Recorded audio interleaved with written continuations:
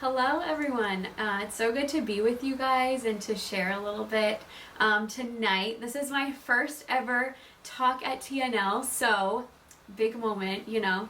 But we're going to be taking a few breaks this semester from our regular sermon series, and we're going to kind of title these talks Real Talks.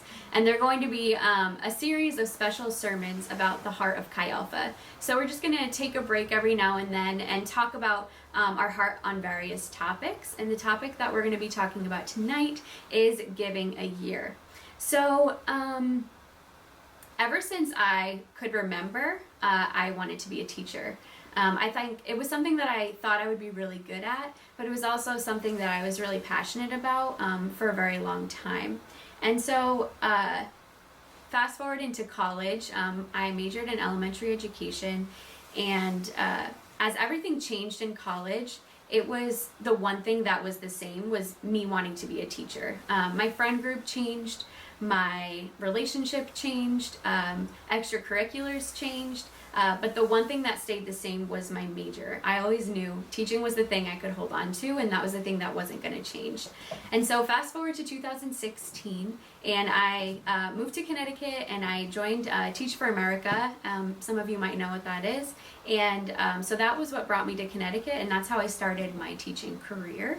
And that was exactly the year that God started calling me into ministry. And so I had thoughts like, well, I just spent like 4 years studying to become a teacher, and I haven't even spent that amount of time being a teacher. That seems like super silly. What would my parents think? What would my other teacher friends that I've made think if I left? And so all of these doubts started coming in my head, and just not feeling qualified to do that. And so I think from the beginning I started to kind of push the call from God away initially. And I think that we all have these feelings, right? We all have these moments of doubt of what should I do? Where should I go? And so maybe it was the decision for you to come to Yale. Maybe you were trying to decide where to go and what college to even apply to. Maybe it was to start or end a relationship, or maybe it was to which extracurricular activities or things to get involved in when you got here and not to get involved in. But we all face these moments of calling, whether they be really big or really small, and it may not be what God calls us to, may not be the plans that we originally have for ourselves, but it's how we respond to God's call that makes all of the difference. And so tonight we're going to see that when God calls us to something, He provides all we need to accomplish it. So, give a year. Some of you may be like, I don't know what that is, like help me out here. And so what give a year basically is usually when you give a year back to Chi Alpha, it's usually the year after you graduate, but it doesn't necessarily have to be. And you raise support and you serve at a Chi Alpha, whether it be here at Yale or another Chi Alpha in the United States or even overseas. And so it's just a really cool way to give back from what Chi Alpha has given you over the past 4 years. And so tonight we're going to talk a little bit about that. I'm going to share a lot of my own story and how God called me into ministry, but we're also going to be looking at the story of Moses and the burning bush to give context to how God can call each and every one of us. So let's start with Exodus 3. We're going to be in chapters 3 and 4 tonight. We're going to be jumping around a little bit. We're not going to read the whole entire thing, and I'm just going to be highlighting parts of this story. So we're going to be in Exodus 3, verses 1 through 5. Now Moses was tending the flock of Jethro, his father-in-law, the priest of Midian, and he led the flock to the far side of the wilderness and came to Horeb, the mountain of God. There the angel of the Lord appeared to him in flames of fire within a bush. Moses saw that though the bush was on fire, it did not burn up. So Moses thought, I will go over and see this strange sight, why the bush does not burn up.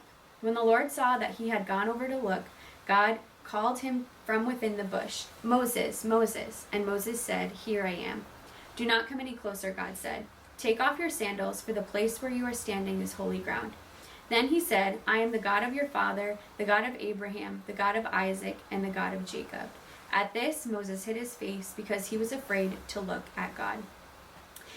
And so a few things initially stick out to me while reading this. And the first is that Moses came to the mountain of God, and this is where he was called. This mountain was really far away from where he was residing at the time in Midian, and so he had to kind of get away from the busyness of life, and he went to that mountain and met God there, and that's where he was called. And so we learn from this that we must be in relationship with God to be called by God. We must be praying. We must be in his word every day, studying his word, and just in relationship with him in order to know what he's calling us to. The second thing that I notice is that God comes to Moses in the form of a burning bush. And so the burning bush directly translates to a thorny bush or shrub. So this wasn't really the most glamorous way to appear to Moses. It wasn't fancy. It was kind of a mundane thing. It wasn't like a vision that Moses had, or an angel coming to him, or God coming directly to him. So if you think about a bush being really plain and simple, God can call us in really unglamorous ways. It doesn't have to be this really big, huge moment. God can use everyday circumstances or things or people. We just have to be looking and ready to hear when he's calling us. And Moses took time to notice the bush. You know, a bush on fire may have not been the biggest deal, but he noticed that something was different about it, and he paid attention to it. The third thing we see here is that Moses answered. God says Moses' name twice, which would have been a friendly greeting at the time. And Moses' response, "Here I am," is basically him saying yes. And so it's nothing crazy, but he just answers God. He doesn't continue on his way. He answers and responds to God. And so we can see that when God calls, we must also answer him. And the fourth thing that we see here is that God reminds Moses that he is the God of his forefathers. Now, this would have been really important at that time, because this would have allowed and reassured Moses that this was the God of his own father and the God of his forefathers who had authority. He would have grown up hearing about this God and all of the ways he had been faithful to his forefathers year after year. And this would have built trust within Moses. And he would have known about the covenant that God had made with the Israelites. And that would have meant something to him. And so God reminding him of this is just encouraging that he has been faithful and that he can say yes when God is calling him. And so this applies to us, because if we continuously reflect on the goodness of God and the faithfulness of him in our lives over years and years and years, when he calls us to something, it's so much easier to say yes, because God has built that trust with us, and he's been so good to us year over year. So back to my story. I was teaching for a little while. I'm not gonna lie, my first year of teaching was like a blur, and I don't really ever want to do that year again, and I don't really love to reflect on it. But after a while, it did get a little bit better. But I just kind of felt like it was just something that I had to keep at. Like I somehow owed it to myself to continue teaching. But at the end of your 2 years in Teach for America, especially your first year, you're super tired, you're super drained, and you've basically been stretched for that whole entire year. And they try to reignite the passion in you for teaching, to kind of fuel you into the next year. And so they hand me this letter, and it's my short answer on my interview to get into Teach for America in the first place. So these were things I said my junior year of college. And I opened the letter, and I don't know what the question was that I was answering, but my answer was all about how Chi Alpha just formed me as a leader and taught me so many valuable life skills, and how they were just the most formative years of my life. And so I'm sitting there at the end of my first and second year of teaching, reading, supposed to be like, yes, let me go back into teaching and let's get this. But I just had these feelings of like, wow, I really want to be back in Chi Alpha. I want to go back to that time, and I want to go back and I want to serve Chi Alpha in just all the ways that it has grown me over the past 4 years. And I don't think that I really realized at the time what God was doing in my heart. I wouldn't have been able to tell you any of that until probably like 3 years later. But God used a little thing like that, a mundane thing, to change my heart and to begin to call me into ministry. So let's get back into Exodus. We're going to be jumping to chapter 3, verses 10 through 14. Exodus 3, 10 through 14. So now go. I am sending you to Pharaoh to bring my people, the Israelites, out of Egypt. But Moses said to God, who am I that I should go to Pharaoh and bring the Israelites out of Egypt? And God said, I will be with you, and this will be the sign to you that it is I who have sent you. When you have brought the people out of Egypt, you will worship God on this mountain. Moses said to God, "Suppose I go to the Israelites and say to them, 'The God of your fathers has sent me to you.' And they ask me, 'What is his name?' Then what shall I tell them?" God said to Moses, "I am who I am. This is what you are to say to the Israelites. I am has sent me to you." So here we have Moses living a quiet life in Midian, and God is calling him to go to Egypt and lead an entire nation of people out of exile. God is calling an aging exile who is working as a shepherd. And so talk about feeling like super unqualified for that job, right? But as we see here in this section, over the next few verses, we see this dialogue between Moses and God. And so we see a series of Moses protesting and God giving him a holy word in response. And so we're going to look at all 4 of these protests that Moses gives. And each one of these protests has a different tone. And I want you to pay attention to Moses' tone in each one of these protests and kind of think about which one you are most likely to go to if God has called you to something or if God is going to call you to something in the future. So the first protest is where it says, "Who am I that I should go to Pharaoh and bring the Israelites out of Egypt?" This isn't Moses questioning the call, but rather it's an expression of humility. It's more like, who am I that I should be so honored to do this? It's an acceptance of the call. And God responds by encouraging Moses and saying that he will be with him.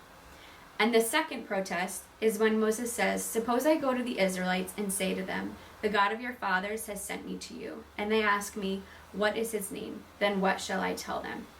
This also seems like Moses is questioning God, but it's really him asking a clarifying question. He's not declining the call at all.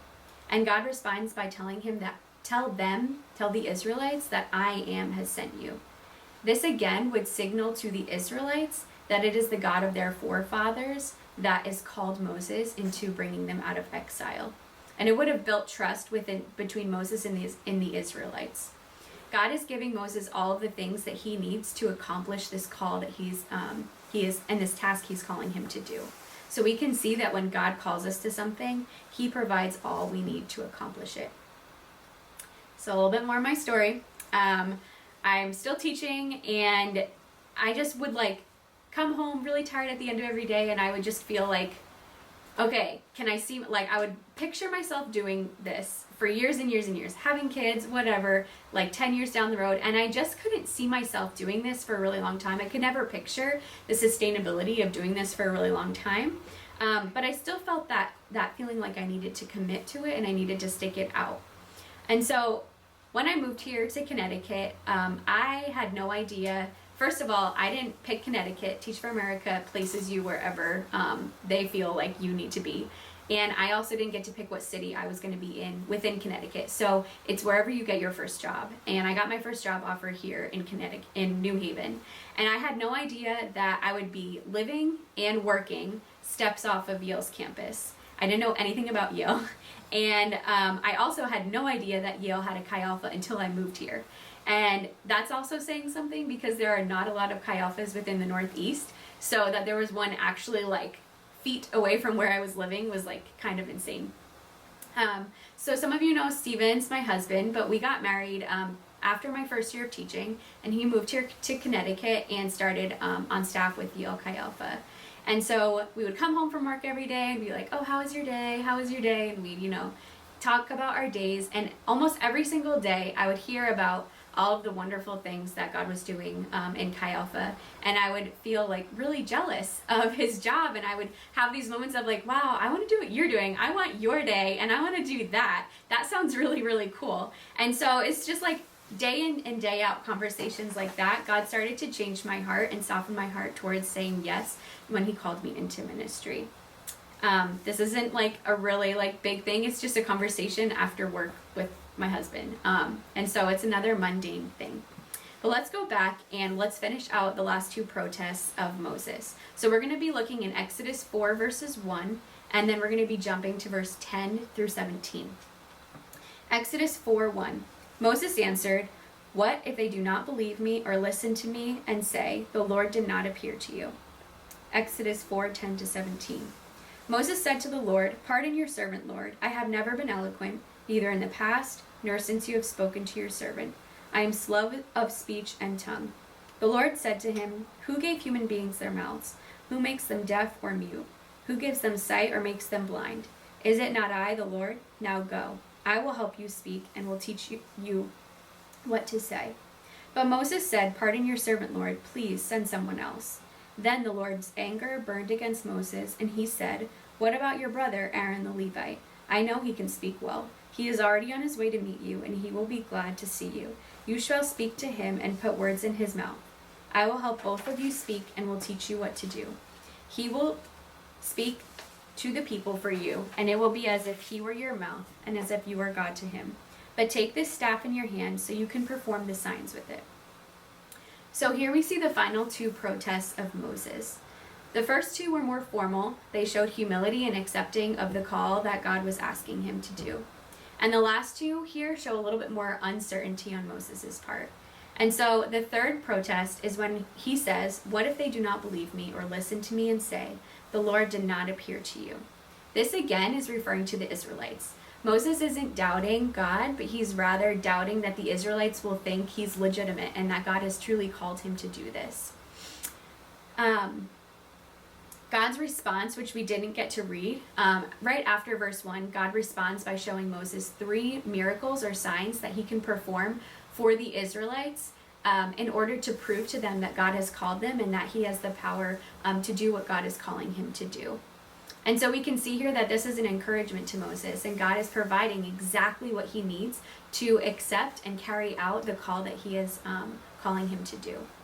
And finally, the last protest is in verse 10, where Moses asks God to straight out send someone else.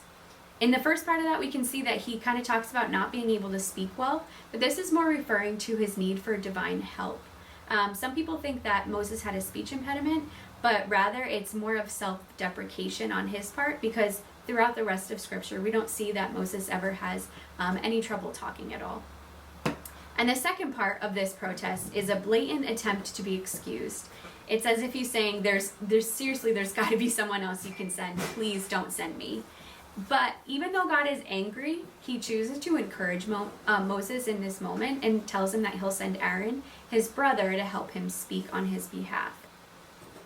And this would have been a really daunting task. I mean, think about it. God is calling Moses to literally go to a powerful Egypt and lead an entire nation out of captivity. That's no small thing. And so this would have been a really welcome encouragement on Moses's behalf, and it would just really encourage him to have his brother being there to speak for him. But actually, Moses ends up doing most of the talking throughout the rest of Scripture. As he begins to get more confident and his faith grows, you can see that he ends up doing most of the speaking. But God knew exactly what he needed, and when God calls us to something, he provides all we need to accomplish it. So finishing up my story, it is probably spring semester of my second or third year of teaching. And at this time, I'd already been married to Steven, so I'd met Sarah and Rob, and we had a great relationship with them. And so they asked me if I would come to TNL and speak about self-sacrifice to build up community. And so this was a lesson that I learned in undergrad during my time at Rowan Chi Alpha. And so I went, I talked, I didn't really think anything of it, but a few months later, Sarah asked me to get coffee. And so we go to Starbucks and we're chatting, and Sarah shared with me that this is something she had been praying about for a few months. When I was speaking at TNL, she felt God tell her that I was a really good teacher, but that I would be great in ministry. And so I had known Sarah already, I had built trust with her, and I did not take what she said lightly. And so she asked me to be the first intern with Yale Chi Alpha, and so I went away and I prayed about it. But if I'm being honest, it was almost like a no-brainer, because all of these little moments that God had been preparing my heart over time to say yes when he called me into ministry just made it that much easier. I reflected on how faithful he had been over years and years of my life. Going to college and making the decision to go away to college wasn't an easy one for me. I didn't really want to go away, but I felt God calling me to do that. And I said yes, and even though it was really hard for a few years, just the amount of joy and growth that it produced was just immeasurable. And even just a little thing like saying yes to leading a core group with Chi Alpha at Rowan. I had never done that before, and that was really scary for me. But I felt God calling me to do that and say yes to doing that. And that's where I met all my bridesmaids. That's where I made my best friends, and that's where I learned how to lead a group of girls. And also the decision to join Teach for America. The idea of moving to a new state where you know absolutely no one is just like not fun. And so those were really hard years. I'm not gonna lie, like my first 2 years here were very, very difficult. But I saw how God used that and how God used teaching specifically to call me into ministry. And so what I think I would love for you to get out of this story is that these everyday mundane tasks, like an interview question that I'm reading 3 years later, or a conversation with Sarah over coffee, or just talking to Stevens about my day after work, God can use all of these little things to prepare you and to call you, so when he does call you, you can say yes. So what is God calling you to? Maybe you're a first year and you haven't even thought of what's happening after college, or maybe you are. Maybe you're you're nearing the end of your time at Yale and you're trying to figure out like what it's gonna look like to be a real person. Maybe you're just thinking about your summer plans. But I know my story ended in full-time ministry, but I'm asking you all to consider praying, whether it be a short-term prayer or praying over years and years and years, about giving 1 year back to Chi Alpha, whether it be here at Yale or somewhere else. So I'm going to highlight just a few things that I already talked about for your application. So I'm not going to reinvent the wheel. We're going to talk about those 4 things that we noticed initially from the story of Moses in the burning bush. So the first one is to pray. Be in the Word and pray about it, and be available for God to call you. The second thing is to reflect on God's faithfulness, and so that he can build trust with you, and it's easy to say yes when he's called you. The third thing is listen in the mundane things. You never know who or what God can use to prepare your heart to say yes to his calling. And finally, answer God and trust his leading. The need for students to give a year is really great. Your Yale experience is super valuable, and we need your voices around the table. You personally can bring so much to the table. And the influence that you have on others here at Yale and all over the world is so incredibly great. So we would love for you all to pray about how God can use you in that. We're going to spend a few minutes just reflecting, whether you're reflecting on what God is calling you right now or what God may call you to in the future. But just take a few minutes, reflect on the things I've said, and then Carla is going to close us in prayer.